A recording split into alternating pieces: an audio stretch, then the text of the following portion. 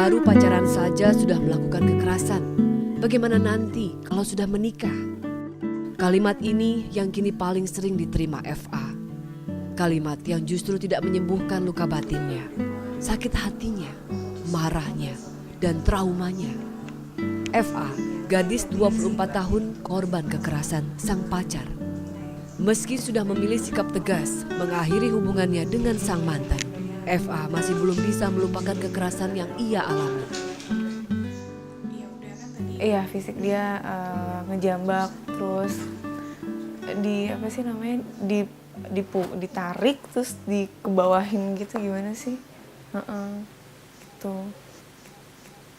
Sejak bertemu ke Angesti, luka batin FA pelan-pelan membaik.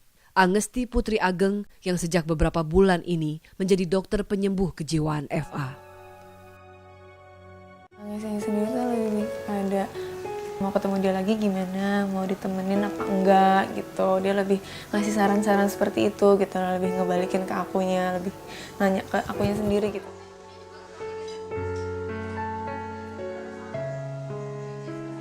Dan FA pelan-pelan melupakan traumanya dan menata kembali hidupnya.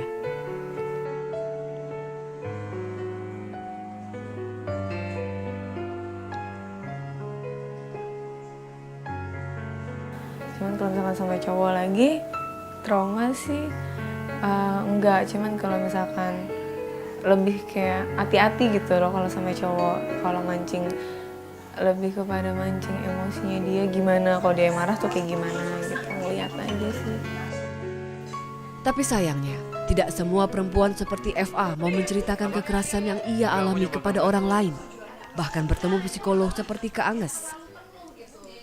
Banyak perempuan yang masih berada dalam lingkaran kekerasan menerima saja jika pasangannya melakukan kekerasan dan memendam sendiri kekerasan yang ia terima.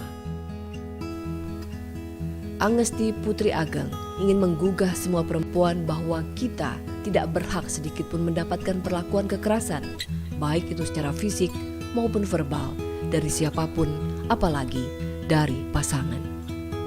Jika faktor biaya yang menahan korban kekerasan untuk mengadukan masalahnya kepada psikolog, maka Yayasan Pulih tempat Angesti kini bernaung ingin membantahnya.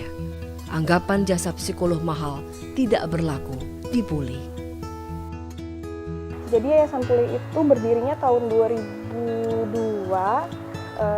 Awalnya terbentuknya karena dulu layanan psikologis itu kan pesannya mahal. Jadi ke psikolog itu kan seolah-olah kayak mahal gitu. Nah, dulu pendirinya Pulih itu ingin supaya masyarakat yang menengah ke bawah juga bisa ketemu psikolog supaya dapat layanan kesehatan mental yang baik juga.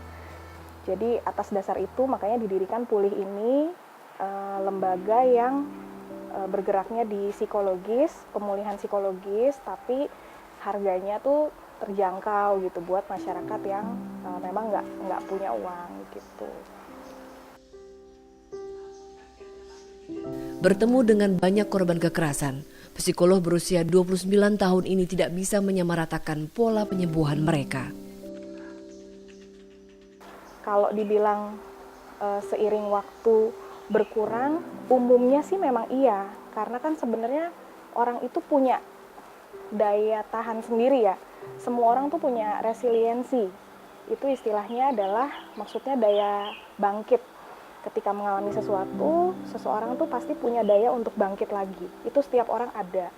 Jadi kalau dibilang seiring waktu, ya bisa juga sih.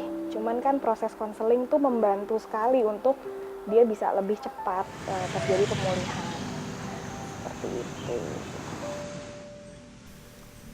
Hari-hari Angesti kini akrab dengan kaumnya yang mengalami kekerasan.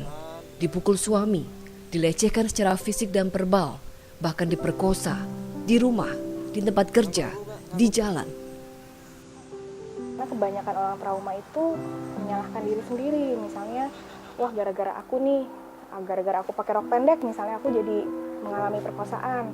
Nah, jadi kita harus mengajak dia berpikir bahwa trauma itu hal yang sangat wajar lah terjadi kalau orang mengalami peristiwa yang memang menyakitkan gitu. Kemudian setelah itu baru lebih diajak untuk berpikir yang positif tentang dirinya gitu, karena biasanya orang yang mengalami trauma itu konsep dirinya jadi agak berubah.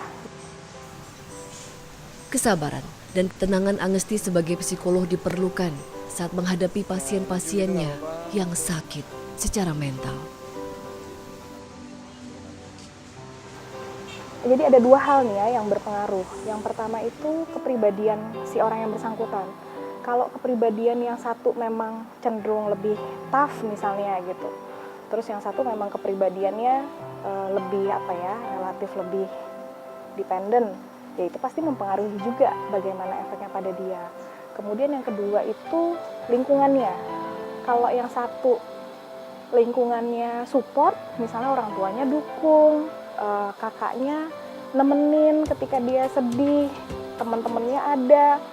Nah ini tentunya akan lebih membantu dia dibandingkan mungkin yang satu nggak punya teman sama sekali gitu, atau orang tuanya jauh, nggak tinggal satu kota. Tentunya ini mempengaruhi banget gitu. Jadi memang perlu dilihat latar belakang si orang ini juga sebelum dia mengalami kejadian traumatis. Boleh dibilang hari-hari Angesti kini lebih banyak mendengar curahan hati, curhatan orang lain.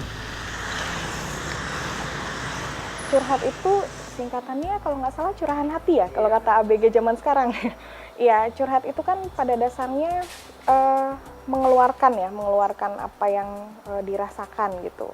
Kalau bahasa psikologis dalam format yang lebih kerennya itu talk therapy namanya. Jadi terapi bicara. Jadi dengan ngomong aja gitu, pokoknya numpahin secara nggak langsung sebetulnya tentunya bikin orang lebih lega. Tidak mudah memang menjadi seorang psikolog seperti Angesti, apalagi harus menyembuhkan perempuan-perempuan korban kekerasan yang rapuh. Tapi Angesti makin hari makin mencintai profesinya, karena dari merekalah Angesti justru belajar dan makin besar. Dan inilah pesan Angesti untuk Anda, para wanita yang mungkin kini sedang mengalami kekerasan. Tidak seorang pun pantas menerima kekerasan, maka keluarlah dari lingkaran kekerasan itu. Angesti siap membantu kapanpun.